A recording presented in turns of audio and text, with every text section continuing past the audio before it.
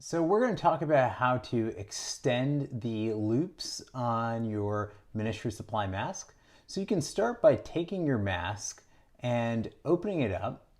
And as you pull on the elastic loop, you'll actually find the knot right there.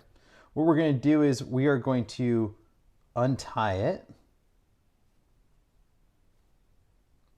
And then if I want to make it shorter, I'll just go down a little bit further and make a simple knot right there.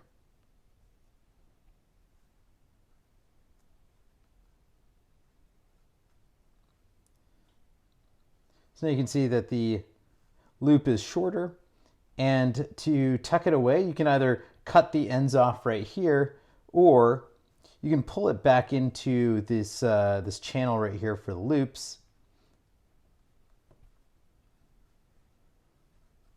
And it'll be tucked away. So you can always lengthen it later if you'd like.